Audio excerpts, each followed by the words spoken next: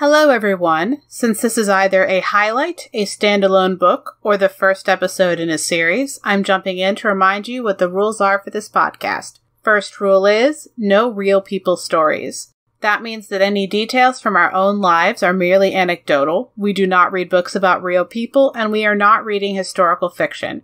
The second rule is that we are basing our analyses off of how the author treats characters and what they put them through.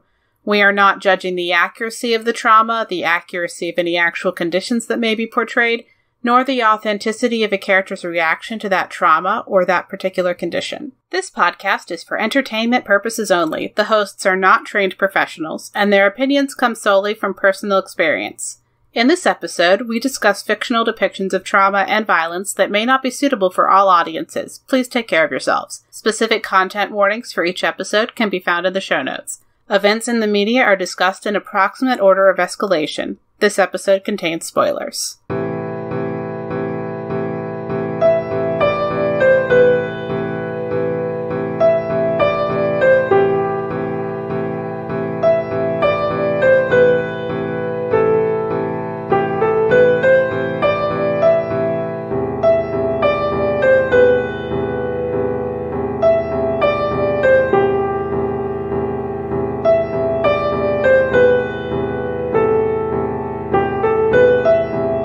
Today on Books That Burn, we are looking at 3 short stories about death. Hi, I'm Nicole. And I'm Robin, and this time on Books That Burn, we are discussing This Is How You Die, edited by Ryan North, Matthew Bennardo, and David Malki. So this is an anthology. Yes, and our first story is Furnace by Erika Hammerschmidt. Yes. Robin, would you like to kick us off with our factions just for this story, not for the book? Oh, good. You didn't want to pronounce these, did you? All right, we have... No, you always do the factions. No, sorry. I just... I'm not taking that from you. That'd be mean. No. These are all future aliens. That's it. We have Merkley, Sciarro, and Chias. It's my best guess for all those. Anyway, these are... We don't know if they're aliens or human descendants very, very far in the future. There's some pretty strong context clues that they are people in the future humans who have undergone a lot of social and technological changes. Mm-hmm. And so the premise of this story is they're translating ancient texts to figure out what they mean. The text that they're trying to translate, their Rosetta Stone kind of, is a porn DVD. Yeah. And then they have a machine of death, this device that where you give it your blood and it spits out a paper telling you how you're going to die. But they don't know what that means. Unlike pretty much every other story in this collection, these people don't know that they're death predictions, and so they're like doing their best to figure out what this thing is, and someone gets the idea that it's telling you what your kink is going to be for sex, and so now you have all these people trying to get off using the thing that it told them is going to kill them, and then people start dying en masse because of it. Yeah, and it's the thing that really kind of jumped to my head when I was reading this is the statistics about how likely you are to die from specifically a shark attack versus how likely you are to die from a palm tree or a vending machine falling on you. And versus the statistics of how likely dying from those factors are to be a phobia. Right. And it's one of those where, like, those statistics in our real world have to do with probability. The two things that will kill you far more often than a shark attack that are often cited as like wacky death statistics are things that worldwide and are like culturally people go up to and just shake. People will pull vending machines down on top of themselves and they'll shake coconut trees until a coconut comes and drops on their head because they want a coconut. And like, or they'll sleep under a coconut, under a palm tree. That too, yes. Yeah. But they're often cited as like wacky death statistics because, vending machines, who would have thought those aren't dangerous? Well, no, not unless you shake the several 100-pound giant hunk of metal and plastic and tip it over.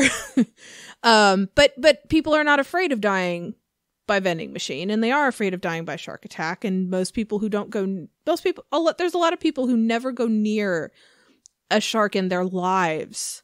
They don't even go near water that includes sharks. And but that's still a fear that people have. And this definitely felt to me like everything that exists in this world that is handed to them as a cause of death is a vending machine, because they don't understand what that is. They don't understand the danger, and they're not even thinking like this. You know, they're not even thinking death is a concept, for starters, but they're definitely not thinking like, oh, well, what is a rock? I don't know. Like, clearly not something that's going to hurt me. Yeah, because they're like, so this word death, we've seen it next to little, so clearly, and that means orgasm, so this must be a thing that tells you how to get your best orgasm. Yeah, and that's actually a saying, and I don't remember where it's from, and it might totally... I don't know why I know this is a phrase, but orgasms are referred to in certain contexts as the little death. Oh no, it's a historically much more popular thing. I don't remember where in history that's from. I just know that was a thing. And so that's a very funny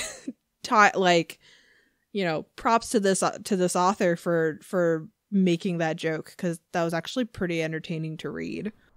Mm-hmm. As a setup, anyway. Yeah. And unlike the other stories, these people, like, they don't know that they're death predictions, and that fundamentally changes the way that they interact with the machine. Yeah. Yeah, they go up there seeking the thing that they think will help them achieve their goal the best. And then statistically, they jump their chance of dying by that thing up so incredibly high because they keep seeking it out over and over and over and over. And there's the one that got me was there was a reference, like, because they literally have no idea. There's a reference in an example of one of the people who die. Their death was by explosion. I think it was specifically explosion. So they started bringing bombs into the bedroom. Like, right. Hey, well, yeah, yes. If that is the piece of paper you're handed, and then you start surrounding yourself with exploding objects, yeah, you're gonna dying by explosion makes total sense. Of course, that's gonna be it, because you just did that to yourself. Yeah, and this one, I don't know. It's surreal. Got this weird mix of naivete, and like, so the titles of all these stories, like, the title of the story is the way that at least one person in the story is going to die. It's somebody's prediction. It's not always the main character, but it's somebody's prediction. And so we know that there's going to be a furnace involved somewhere. And then there ends up being this, like, people freak out when they start dying in the ways that the machine told them would be good, though that's not what it was trying to tell them. Yeah. And so there ends up being, like, this, like, rebellion thing and fighting between people who want to keep them and people who want to destroy them, and the military gets involved. It was a little fuzzy because it's, like, this brief explanatory, all right, so here's all the stuff that went down. This is really wild. And so then, because we've got this, like, mostly post-death world where people have backups and, like, you can reset and it'll be fine, the military ends up killing people en masse. Or not en masse, but, like, the people that are the rebels that they're trying to kill, which ends up being a lot of them. I just don't know if it's quite as systematic as one of the other stories we're going to get to. they start burning them in ovens. And then this character who has the prediction of furnace doesn't know what the word furnace is and is like, when the word furnace showed up in this porn DVD, it meant like being really, really close with someone and like emotionally intense.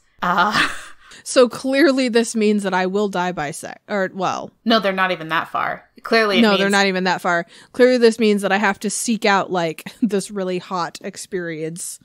I should seek out like the fire of our love or something. It's some like...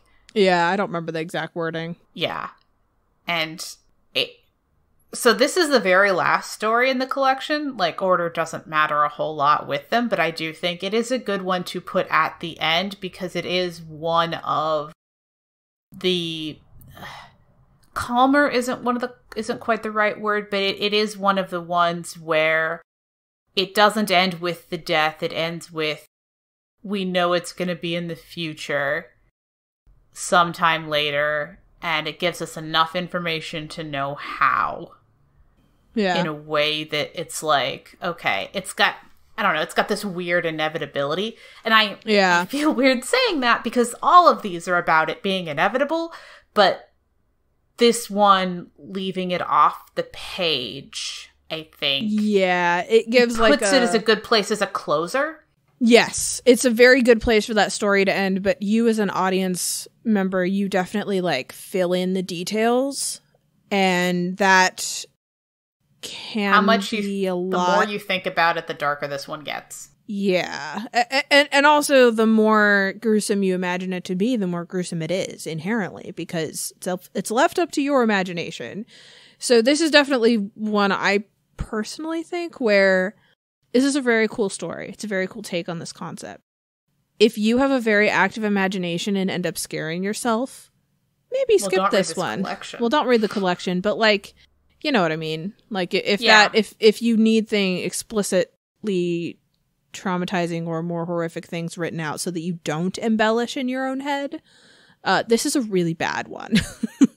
It's very well written. It's a very good story, but it leaves a lot. This one leaves a lot to you interpreting how awful things are because the characters have no clue.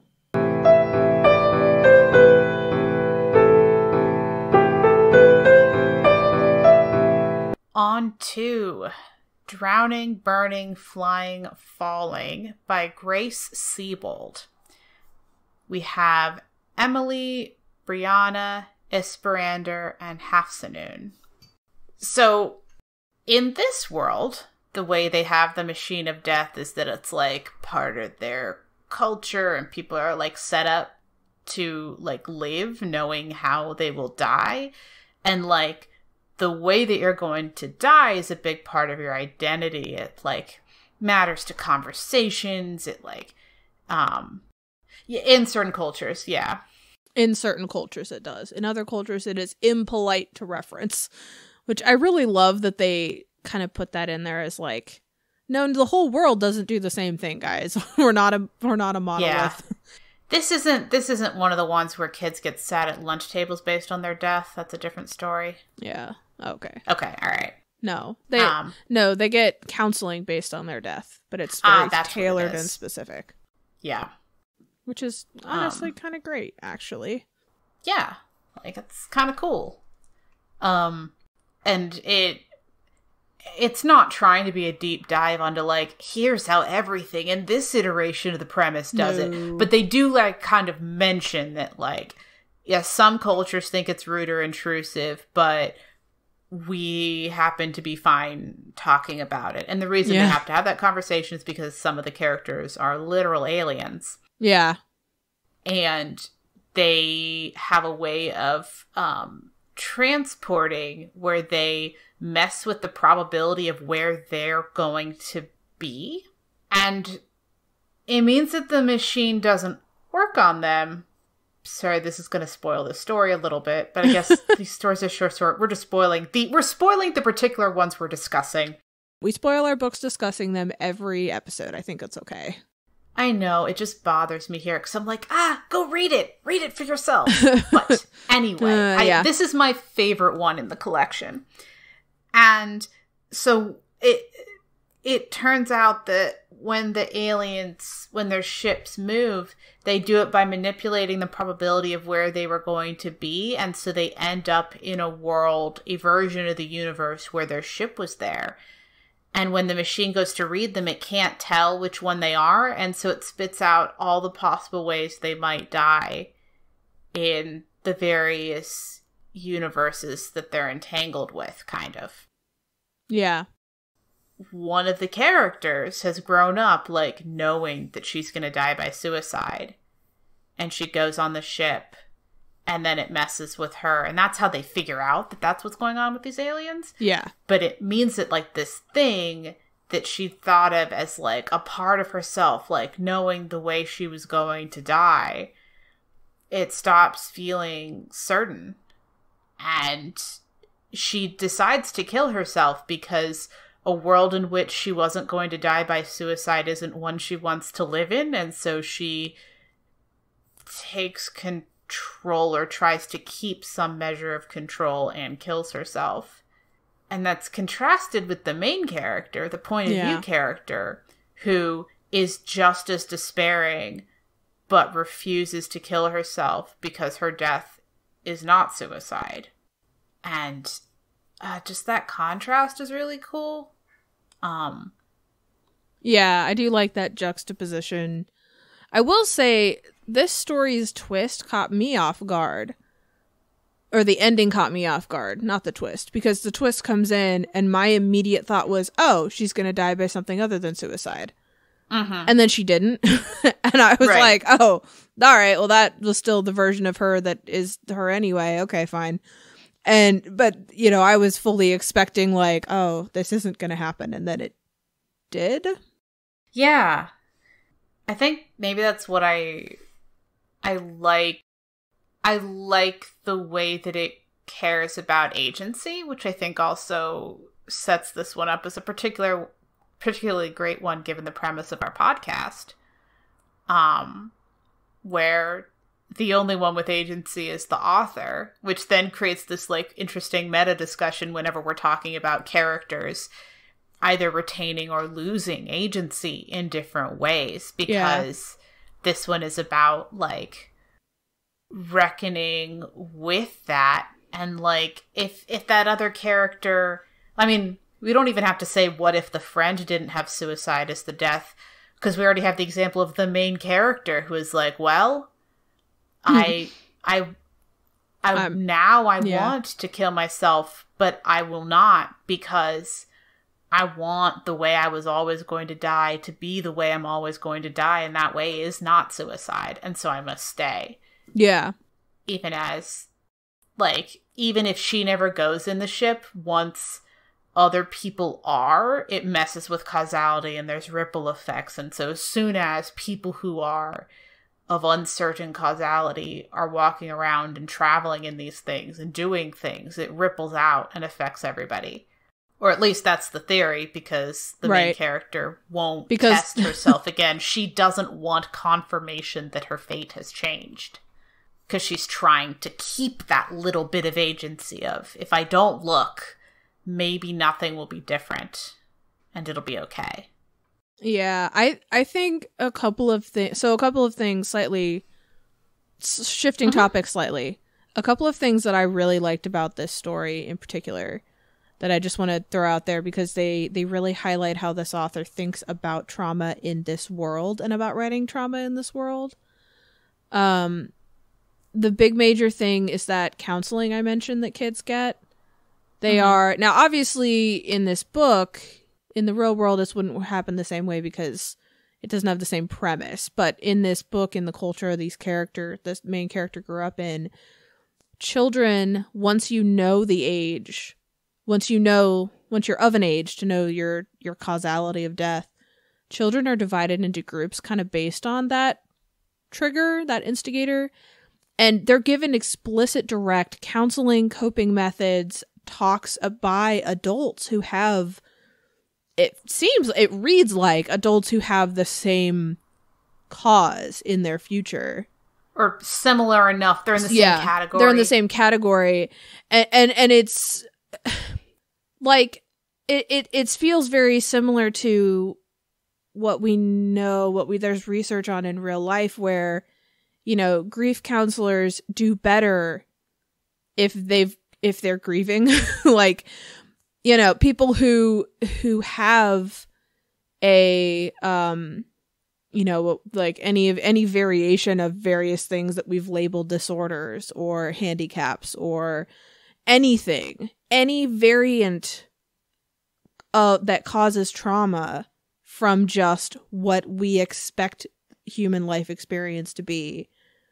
If you are helping someone dealing with repercussions from that variance, you do better if you're one of those people. And that's kind of the whole representation in that matters in fields. It matters in medical fields, it matters in counseling fields, it matters in and I'm not even talking about things like real estate or health insurance, but like, you know, it matters that you get professionals working with you who actually know what you're doing and talking about and dealing with. And it's just the fact that the way this author built this into this world, children are given essentially almost preemptive grief counseling and traumatic counseling before the thing that they know is going to happen, because they're being traumatized, or they could be being traumatized by just knowing what will happen to them in the future already. But it's not just, here, have your diagnosis and bye, good luck. It's, okay, so we know this piece about you. Now let's deal with it already right now at 10 years old or whatever it is. And let's already get you on the path of like being a functional person. And you just have this one thing that you can count on, this one stability in your life. And also here are some tools for dealing with the fact that it inherently, explicitly, that thing is going to be traumatic because it's how you stop. It's really cool to me. Yeah.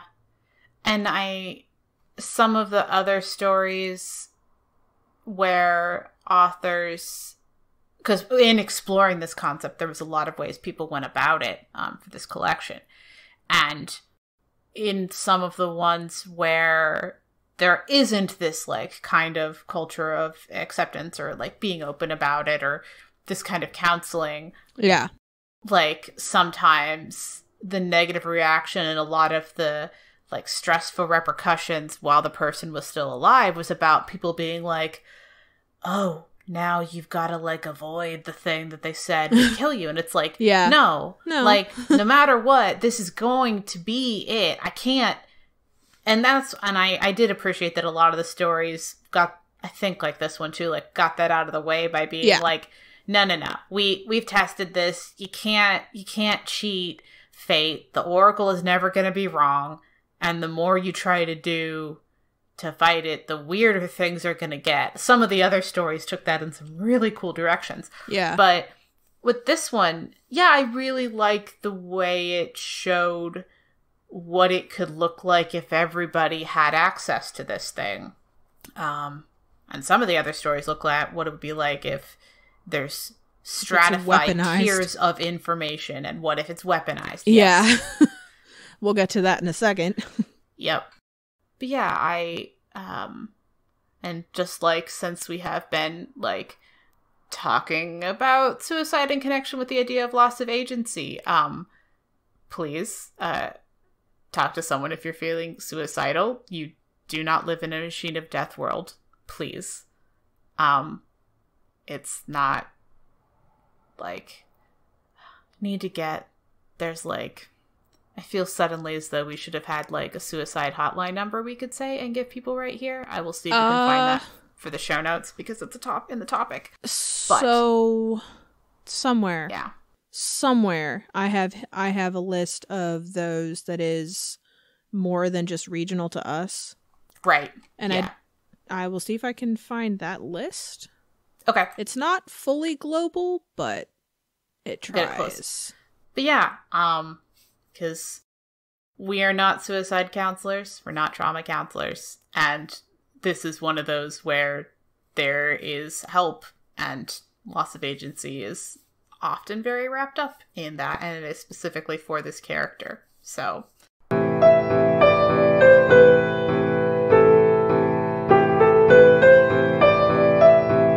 on to Toxoplasmosis of the Brain by Gord, Sellar. And the topic is death camps. Can we list our factions? Yes, factions. Joyce, Christopher, and Anthony. Joyce and Anthony work outside of the death camp, and Christopher is Joyce's, I think, ex-husband. The way it's written might kind be of current, implies... Might be technically current. Separated, yeah. Separated, I guess? It implies that they're still legally married, but, like, she is definitely done with him. Right. And so the government in this story has made death camps for anyone with a cause of death from the machine of death that the government thinks is maybe attributable to HIV and AIDS. And it includes things like pneumonia. This is a maliciously broad list. Not that there is some smaller list that could be fine, but the way that they have lumped in so many things where someone with AIDS might die from it and said, that means you're going to die of AIDS, that means we should put you in this death camp so that you can die next to all the other people who are going to die this way. It's just, it's really bad, awful. And it's really brutal, and it is a concentration camp. It is a death camp. It is sticking you in this thing, and you're just going to be here till you die. It is explicitly murder. It's explicitly murder. And it's also... So, in this story, they have the technology to quickly and easily and painlessly test you for HIV and AIDS. They have that technology, and they've quite literally said, well, we don't actually care if you have the thing that we are trying to get rid of. We're just going to assume that if you have a cause of death that's on our list, you're going to get it eventually, and there's no way around that. And so we're just going to we're going to prematurely just lock you in with everyone else that we also assume is going to get it. And they mention also in this book that there is a culture of raping people in these camps too. And it's an STD. And so they actually talk in the book about how there are factions of people that are arguing correctly. I personally think that the government is causing some of these people to even contract this thing by putting them in camp, assuming they're going to contract the thing. And it's pretty bad. It's pretty gruesome. There's also the author has built in some very clear, I've critique, but this whole thing is layered with just critique of how bad this is. But there's also this explicit character who realizes that it's all this bad.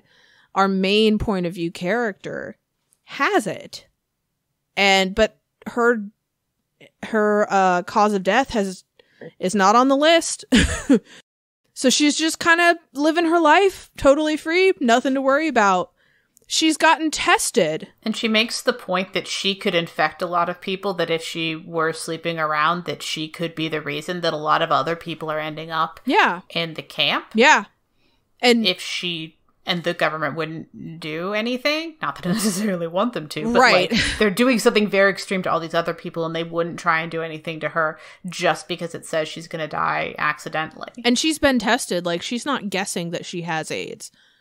She has taken a medical test to know that she has this thing, and she's fine.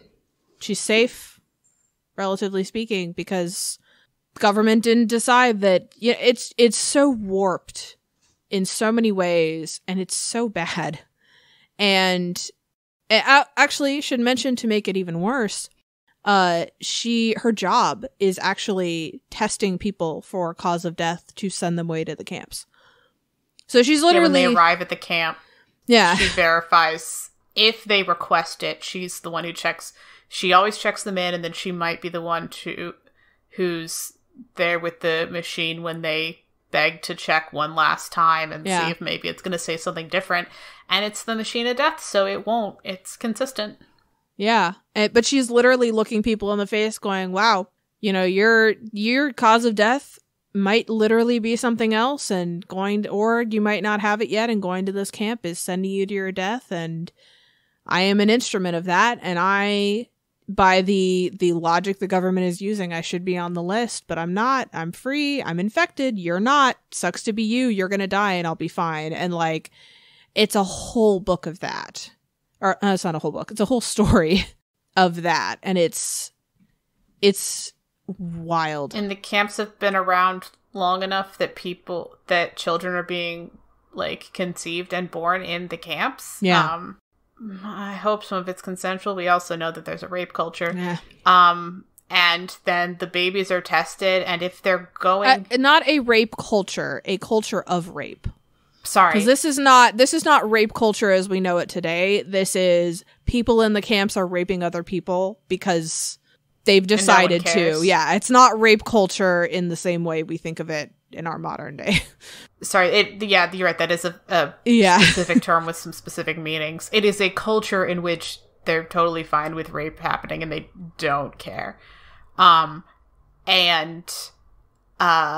If a baby is born in the camp, they'll test them, and if the baby has one of the deaths on the list, then they get returned and they stay in the camp, thus existentially guaranteeing that that's what they're going to die of. Yeah. And that they're going to contract it from growing up in this camp. And then if their death is something else, they get taken away. We don't know what happens to them, but like, it means that you've got like, it means that on top of all the other mess, you've got like the cultural aspect of genocide because you have children being separated from their parents. Like, that's bound up in this too. Absolutely. And there's a lot of, even for the adults being split up, families are being split up. You know, there's a lot of abandonment. There's a lot of like forced abandonment.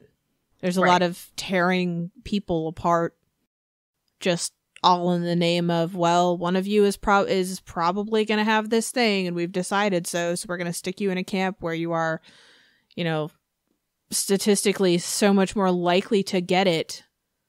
We're putting you in the danger zone because we've decided you're going to get it anyway, and so we just don't care about you anymore, and it's pretty horrific.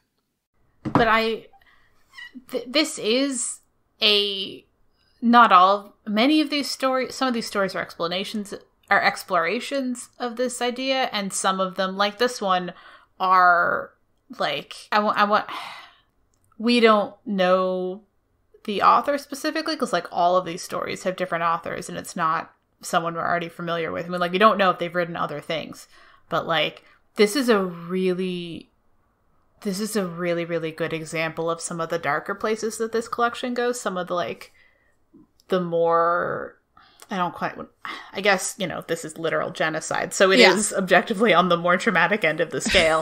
But it's not the only one that deals in, well, what would a government do if they had this? And to me, a lot of those were some of the more interesting ones in the collection. I liked most of these, but I like the ending for this one. I don't know, with this collection so filled with death, I do appreciate the ones where it doesn't specifically depict the deaths. Yeah. Yeah, this is definitely not one where you see people die on screen, which...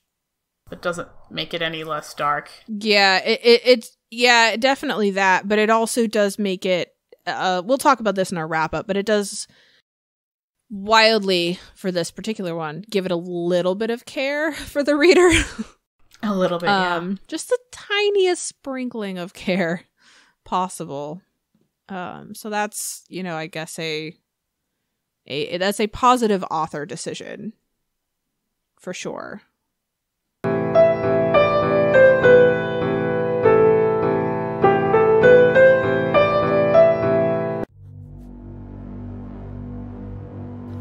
We've made difficult decisions. And there are still more ahead of us. 2 people aren't enough to save the galaxy. We need the toughest, Smartest. deadliest allies. We need you. We need you to join us. And listen to Reignite. A certain point of view podcast about storytelling. Love. And Mass Effect. Join us every other Thursday as we fight for the fate of an entire galaxy. You can find us everywhere you get your podcasts. Or at certainpov.com/reignite. We're counting on you. We should go. On to the wrap-up and ratings. So, this story, This Is How You Die, is the second anthology with the Machine of Death premise, which originally came out of it's a comic from 2005, a particular instance of Dinosaur Comics by Ryan North. And the premise connecting all of these books is that there is a machine where you go in and you get a blood test, and the machine spits out a paper with a cause of death on it. Sometimes the interpretation is very literal, sometimes there's some irony involved, but it's never wrong.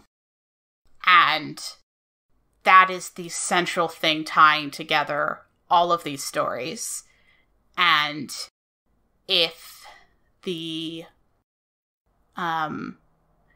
people try and dodge their fate or avoid whatever the thing says it's going to be, it doesn't matter. Eventually they will die from something that fits whatever the thing is from the paper. So that connects all these stories, and we chose 3 specific ones to talk about. They were Furnace by Erika Hammerschmidt, Drowning, Burning, Flying, Falling by Grace Seybold, and Toxoplasmosis of the Brain by Gord Sellar.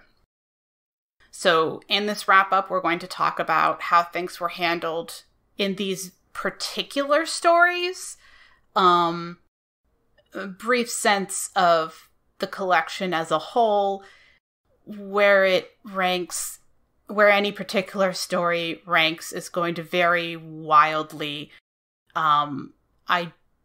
My sense is that I don't think any of the stories rose to the level of torture porn, just in terms of where the collection goes, but the collection does have many that are on the severe end of the scale.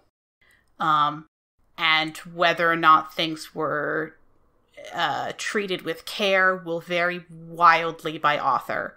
So it is an anthology. If you try to read one and it stretches you out, skip that one. And if you don't want to read a collection where it's all about how people are going to die, then maybe a different book for you. But on to our ratings for these 3 particular stories. For Furnace, what would you say? I do really quickly want to say also, though, if you're trying to decide whether or not you can handle these, I think most of these are 10 to 20 pages max. So even if a story is too much or you want to skip it, they're very short. They're incredibly short. So that doesn't mean read through them. That just means if you're oh, whoa, not that one. There's a lot of them in this one, even just book 2. There's 30 or something. You can skip forward 5 or 6 pages and you're just on the next one. And so, so don't be afraid of well, if I'm buying the thing and I dislike 2 or 3 stories, that's most of this book. No, it's absolutely not. So I just wanted to throw that out there just because this is a anthology of micro story proportions. Okay, so now on our ratings. For Furnace, most of it's off screen. Almost all of it is describing what's happening to other characters. Other characters, and I would argue even the on-screen thing is so obscure because the characters themselves don't even understand enough to really, like, articulate. Yeah. It's a blend of off-screen and mild, I think. I wouldn't go as far as... My only thing with... So we had talked about this a little bit in our topic. It implies some very dark things. Well, here's the thing. I almost don't feel comfortable... This is going to maybe be a first. I almost don't feel comfortable telling our audience that this is mild, moderate, or severe. It's not torture porn, for sure. But as we kind of talked about this in our actual segment, the severeness of this story is kind of up to your imagination. So there are people who are going to read this and it's mild, and there's people who are going to read this and it's going to be a pretty severe thing. And this story, because it is so short, I don't think that we can just say, oh, well, that makes it mild, because I don't think we can. I think it is too short. I think there are too few details. I think it is intentionally left to the imagination in a way that I don't feel comfortable even pretending to say that we know how this will be experienced. And it's this one specifically. It's not the other two. Okay. Does that kind of make sense? Would you go with moderate? Okay, because gratuity rating is like the level... I'm gonna go with your mileage may vary. Okay, because the gratuity rating is like the level of description on the page, and I contend that the level of description on the page is mild. No, the level of description on the page is not mild. The level of description on the page is misunderstood. That's not the same thing even a little bit. Because if a character describes something incredibly horrific and doesn't have the same words for it, that doesn't mean it's not horrific to read. Okay, then. Do you think it is severe, then? I don't. I think it is your mileage may vary. Your mileage may vary. I don't think we can say this is going to be this. I straight up don't think we can. Okay. Which is weird, and which is a complete first, but, you know. Yeah. Okay. Then for drowning, I think this is either moderate or severe. I think I'd lead a little bit more towards moderate, but this is a very a difficult topic is bound up in the heart of this story.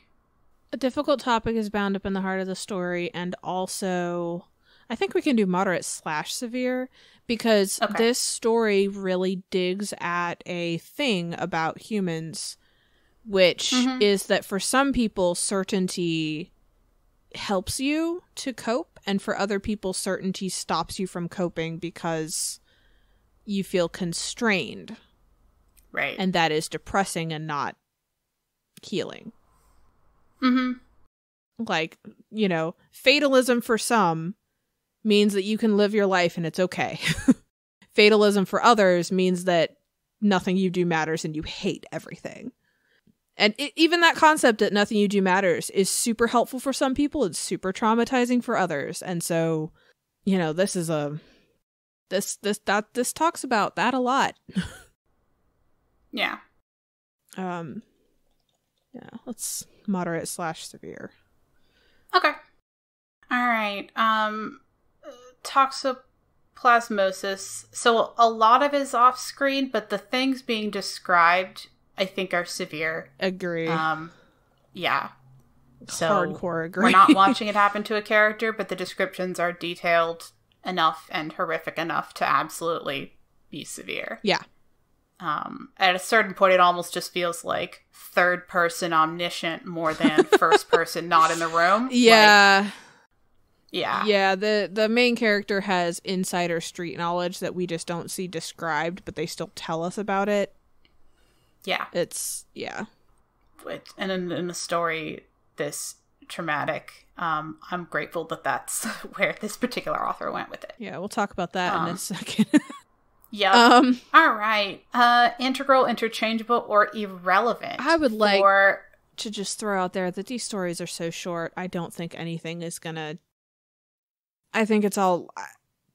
I'm gonna predict that we're gonna say integral 3 times because there's not that much that you could cut and still have words on a page for these. Yeah, I think just saying, like, I think Toxoplasmosis is the only one that had so much that maybe some of them could happen to be interchangeable, but that's just which on a really terrible list did you decide to mention specifically or not. So I'm comfortable with saying integral for all 3 of these. Again, there's not a lot of fluff. No, there's not a lot of room for it. No, and to kind of reiterate what we said at the beginning of this wrap up, these stories are so short. There isn't gonna be things that are just thrown in because why? It's not gonna happen. There isn't space in them. They're not long enough to have anything extra. So I would argue that's likely to. I haven't read the whole book. I have. Does that hold up for in general as a rule? Do you know? Do you remember? I think there are some where it's interchangeable. And I think that's like the nature of a story with like these kinds of predictions. To the degree that it's interchangeable, some other story is doing the thing it could have been swapped with. So, does that make sense? Like, for a lot of them, this particular story could have done something else. But as a collection, so many permutations are covered that it makes it feel like, well, if this one had done something else, it wouldn't have made it in because it would have been redundant with a different story over here. Yeah, that makes sense. So I'm sure there were suspiciously similar ones or highly similar ones that are the interchangeable version that, like, didn't make the cut, and these ones did. Gotcha. I do like that this is an anthology with a theme, and they had so many. They were like, oh no, second book. Especially because these are so tiny. Like, they fit a lot into at least book 2. Yeah. And I don't know if this would be in the ebook version, but if you have the physical version, there's like an illustration that goes with every single story. I did appreciate those. The comics, I wasn't as much of a fan of. There's a comic at the end of each story that doesn't relate to it. Those felt a little off for me, but I really liked the standalone, the illustrations that go with each story. Okay. I really like those a lot. Yeah.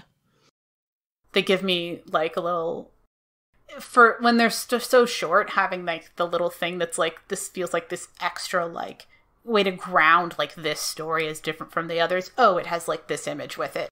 Anyway, I personally like that, but okay. Back to the ratings. Was trauma treated with care? I think enough for, or maybe Furnace is just straight up care. Furnace is, I think, is care. Well, it's at least enough. It's almost fridge horror, and I don't know if that makes it care or. Because I guess if you want to, like, you have to do a lot of thinking about, oh no, that's what horrible thing this means. Yeah, there's a lot of, the characters don't understand what they're actually referring to, and so you're kind of forced to focus in on it and pick it apart and interpret it. Which, honestly, to me, it feels like the opposite of care, because the author is saying, no, you will think about this trauma. Think about all these and things. And, like... Yeah. Okay. We can say not enough, then. Yeah. Because it is written in a way where if you don't know what they're referring to either, like, you'll be in the dark. So I'm not just going to straight up say no. You either don't understand the story, or there's a lot of fridge horror. Yes. And how much of it you understand will be different. Like, when I read this, I was younger. I did not understand some of it. I understood the death bits of it, but like... But not all the other... Definitely some other stuff I didn't get. Yeah. Didn't understand. Yeah. For drowning, for care, I think that this would have been helped with a little more cushion. It has an ending that is, I think, very bleak. We actually kind of referred to what that cushioning might be, because I was kind of expecting a little more cushioning, and then it didn't happen. That's the twist that Nicole thought it would be that did not occur. Yeah.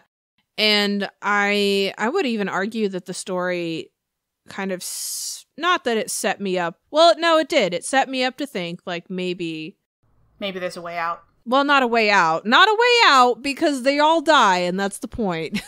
Sure. Everybody dies, and that's the premise. It's not a way out, but a way to not have this particular thing in it, and then it didn't happen. And so I would argue that that is definitely not enough, because that particular trauma is not very triggering to me. But, like, if you're reading a story and you're like, okay, maybe if it's avoided, I can handle this, that's going to pack a very incredible punch in a way that you might be set up to think isn't happening.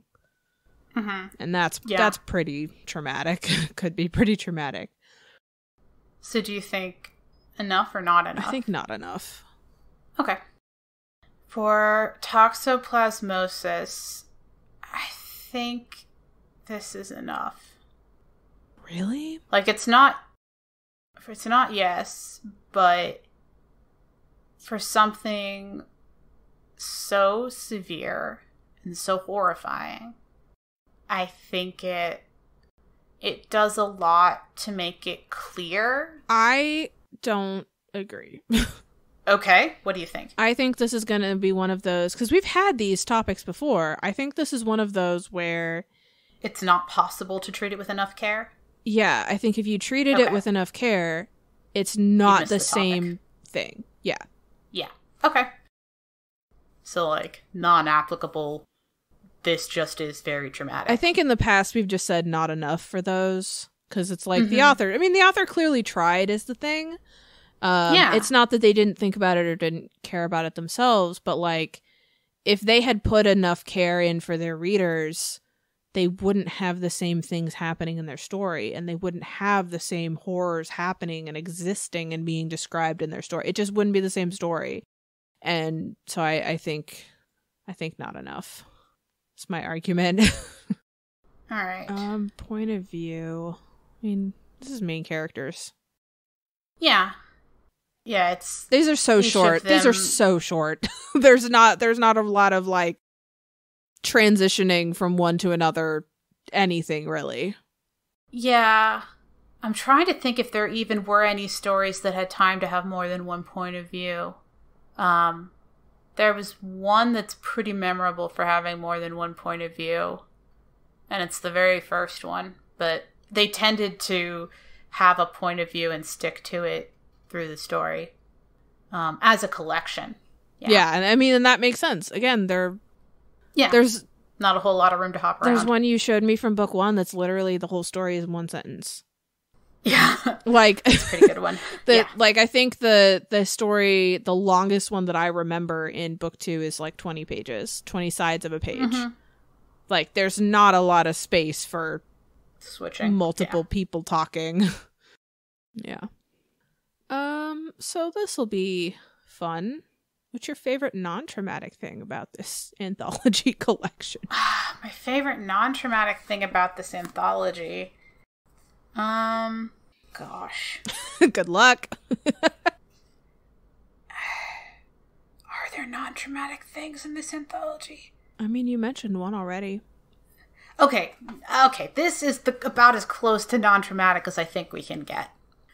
The way that the predictions, when someone had a cause of death that would be difficult to inflict on purpose. Damn it, this is traumatic. Thinking. I thought you were going to say the comics that you liked. Oh, I know, I did not like the comics. I did like the illustrations. The illustrations, I mean. Yeah. I liked the lengths that people went to fulfill or not fulfill predictions. Yeah. Okay. Because I think that the attempts to twist fate were very interesting. And then I also liked a story that was from the perspective of the universe that generates the death predictions rather than one that receives them. And I think that is the closest to being a non-traumatic story in this book. And it's very good. I liked it. I don't think it made my favorite story list on my review, but it is very good and is very, like, different from the others. I liked it a lot. It was a nice break. Because, like, yeah, it's kind of a macabre party going on, but, like, no one's actually dying in the story. Okay. So yeah. Favorite non-traumatic thing. I'm going to go with one that was non-traumatic for me, with the caveat that doesn't mean it'll be for everyone. I was really a fan of how many of the stories that I read had some facet of just caring about how different people would have handled this. Mm-hmm. And I don't even mean different authors thought about it in different ways. Like, that definitely also happened, but there were a lot of the authors in here, like, not even just in the ones that we've covered in this episode. A lot of the authors in here took their particular twist on it, their particular premise, and said, well, not everyone is uniform, and so for some people, the way I have set up my world is going to be great, and for other people, it's not.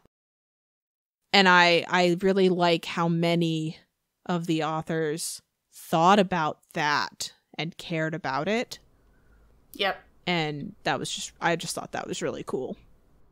Mm-hmm. Just so I guess the authors caring about their own characters' perceptions is my quote unquote non-traumatic thing.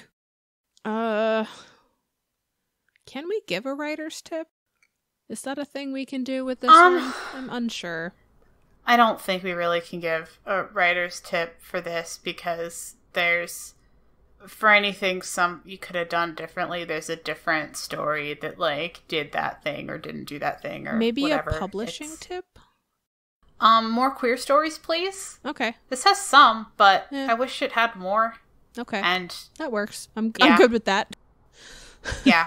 If you're doing an anthology, then maybe even if the look for some more stuff. Even if the premise isn't bound up in queerness, and then I can't.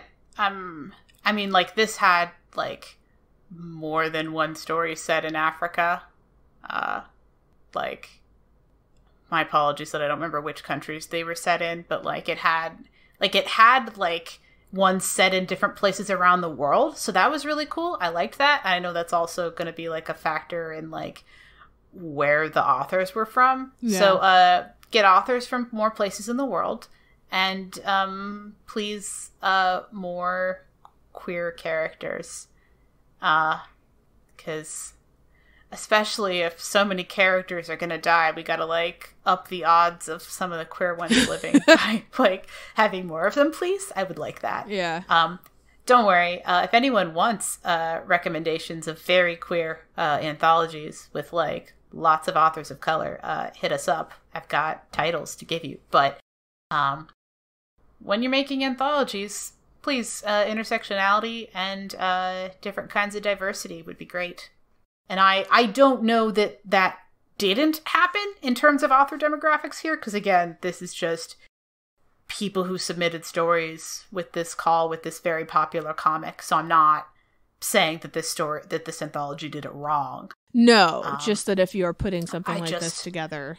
I felt the absence of queer characters and would have liked more.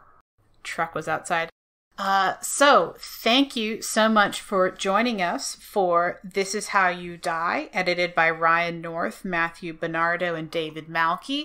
We discussed stories by Erika Hammerschmidt, Grace Seybold, and Gord Sellar.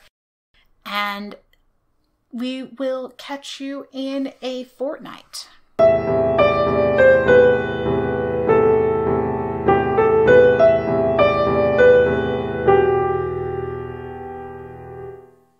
All music used in this podcast was created by Nicole as Heartbeat Art Co. and is used with permission. You can follow us on Twitter at Books That Burn, all one word. You can email us with questions, comments, or book recommendations at booksthatburn@yahoo.com. Support us on patreon.com/booksthatburn. All patrons get access to our upcoming book list and receive a one-time shout-out. You can leave us an iTunes review. This helps people to find the show. And find us on iTunes, Stitcher, Google Play, or wherever you get your podcasts. Thanks for listening. We'll be back in 2 weeks.